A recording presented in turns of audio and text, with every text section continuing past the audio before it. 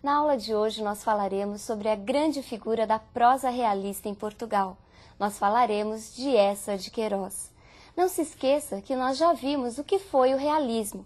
O realismo foi um movimento de oposição, de recusa aos ideais românticos. O realismo pregava o quê? Pregava a descrição, a análise da realidade a partir da objetividade. Vejamos quem foi a grande figura da prosa realista em Portugal. Eça de Queiroz foi o maior romancista português de todo o século XIX. Eça de Queiroz, assim como os outros escritores, como os outros estudantes realistas, também estudou na Universidade de Coimbra, mas não participou com eles da polêmica questão Coimbrã. Lembre-se de que a questão Coimbrã foi o quê? Foi o choque entre os ideais realistas dos novos estudantes e os ideais dos velhos românticos que moravam lá e que escreviam em Lisboa. O Eça de Queiroz ficou meio alheio a tudo isso. Mas anos depois, ele acaba participando ativamente das chamadas Conferências Democráticas do Cassino Lisbonense. Nessas conferências nós encontramos os autores realistas que, numa postura de negação, de recusa aos valores e ideais românticos, pregavam e procuravam consolidar os novos ideais realistas. 10 conferências estavam programadas, mas apenas 5 foram proferidas. Isso porque o governo português considerava que essas conferências eram contra os ideais, contra os valores da Igreja e das instituições políticas do Estado. Então elas foram proibidas, mas mesmo assim elas foram responsáveis pela consolidação da nova postura, da nova estética literária. O Eça de Queiroz, ele chegou a proferir a 4ª conferência. Nela, ele critica diretamente os ideais românticos e nos apresenta as principais características da nova escola, as principais características do realismo. Vejamos o que o próprio Eça diz a respeito do que era o realismo. O homem é um resultado, uma conclusão e um procedimento das circunstâncias que o envolvem. Abaixo os heróis. Nesse trecho nós encontramos uma forte influência determinista. E o que foi mesmo o determinismo? O determinismo foi a postura que pregava que o homem era determinado por 3 fatores: pela raça, pelo meio e pelo momento em que vivia. Eça de Queiroz mostra isso nesse trecho. O homem era fruto, era o resultado do meio ambiente em que vivia. E ele também apresenta uma clara postura de recusa ao romantismo, tanto que diz: abaixo os heróis. Vejamos ainda o que ele diz a respeito do realismo mais diretamente. O que foi o realismo segundo as palavras do próprio Eça de Queiroz? O realismo é uma reação contra o romantismo. O romantismo era a apoteose do sentimento. O realismo é a anatomia do caráter, é a crítica do homem, é a arte que nos pinta a nossos próprios olhos, para condenar o que houver de mal na nossa sociedade. Crítica, realismo é crítica, e crítica é a palavra síntese de Eça de Queiroz. Ele soube como nenhum outro retratar e criticar as mazelas, os problemas da sociedade portuguesa de seu tempo. Frequentemente, as obras de Eça de Queiroz são solicitadas nos exames dos grandes vestibulares de todo o Brasil. Volta e meia, aparecem questões sobre características de suas obras e de seus enredos principais. Vejamos agora um exemplo retirado de um grande vestibular. Podemos afirmar que a obra de Eça de Queiroz está voltada prioritariamente para a defesa dos pobres e dos oprimidos? Justifique sua resposta. E então, será possível fazermos tal afirmação? Para começarmos a responder a essa questão, é preciso olharmos como está dividida a obra de Eça de Queiroz. A obra de Eça está comumente dividida em 3 fases. Numa primeira fase, encontramos um autor ainda preso aos ideais românticos. É dessa fase o livro O Mistério da Estrada de Sintra, escrita em parceria com um amigo dos tempos de escola, Ramalho Ortigão. Na segunda fase, encontramos a consolidação das características realistas. Essa fase tem início com a publicação de O Crime do Padre Amaro, considerado o primeiro romance realista português, e se estende até a publicação de Os Maias. Já na terceira fase, encontramos um autor mais preocupado com os valores tradicionais da vida portuguesa, da existência humana e da vida campestre. É a segunda fase a parte mais significativa de toda a produção literária de Eça de Queiroz.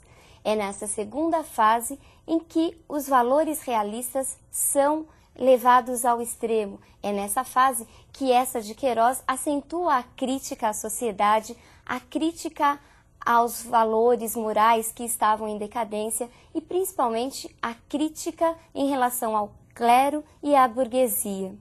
Nessa segunda fase, nós encontramos o romance de tese. E o que é esse romance de tese?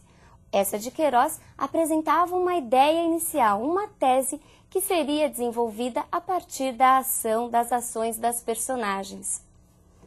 Esse romance de tese foi muito bem trabalhado num conjunto de obras conhecido como trilogia da segunda fase realista. Essa trilogia é formada pelo Crime do Padre Amaro, O Primo Basílio e Os Maias, e a esses 3 livros Eça de Queiroz deu o nome de Cenas Portuguesas. O Crime do Padre Amaro vai contar a história de amor entre Amélia e o Padre Amaro. Amélia era uma jovem meio bobinha, que vivia na província e que acreditava em tudo que os padres falavam. O Padre Amaro, por sua vez, acaba seduzindo a moça e tendo realmente um relacionamento amoroso com ela. Este livro escandalizou a sociedade portuguesa em seu tempo. Vejamos por que escandalizou. Era este um dos grandes gozos de Amaro, ouvir gabar aos colegas a beleza de Amélia, que era chamada entre o clero a flor das devotas. Todos lhe invejavam aquela confessada. Por isso insistia muito com ela em que, se a Jã lutasse aos domingos, a missa zangara-se mesmo ultimamente de a ver quase sempre entrouxada num vestido de merino escuro que lhe dava um ar de velha penitente. Cessaria suas relações com Amaro se o ousasse, mas receava quase tanto a sua cólera como a de Deus. Que seria dela se tivesse contra si Nossa Senhora e o Senhor Pároco? Além disso, amava-o. Nos seus braços todo o terror do céu, a mesma ideia do céu desapareceria. Refugiada ali, contra seu peito, não tinha medo das iras divinas.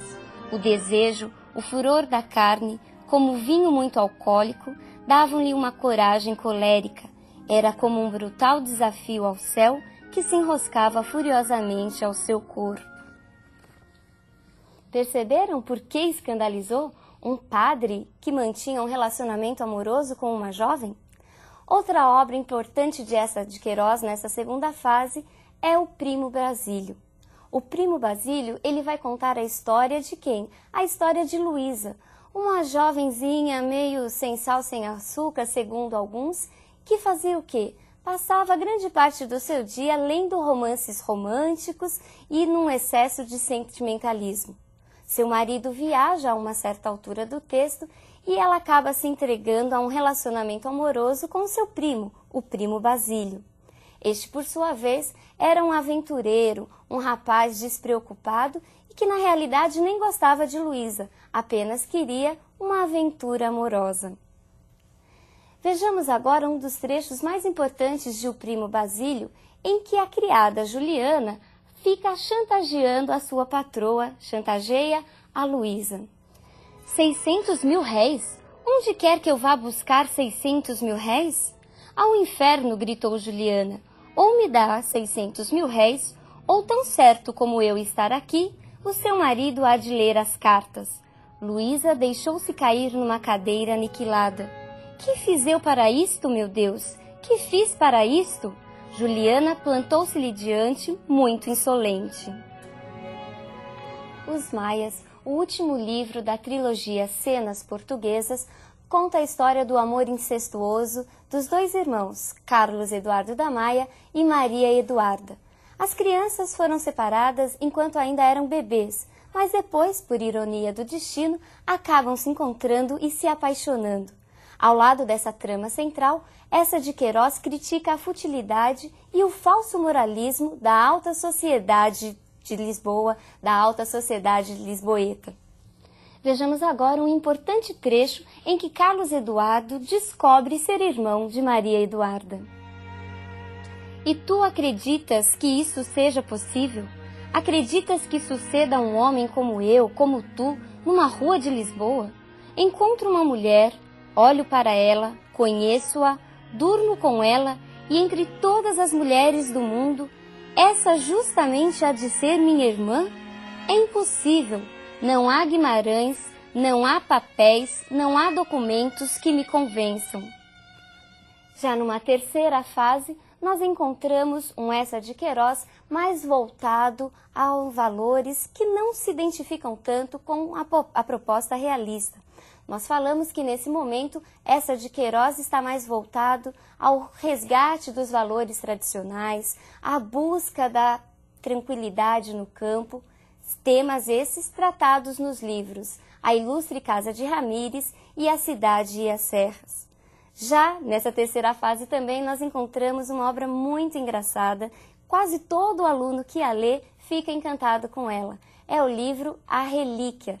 Neste texto, Eça de Queiroz vai contar a história de Teodorico Raposo, o Raposão, que fazia de tudo para enganar a sua tia, a beata Titi do Patrocínio, e conseguir a herança.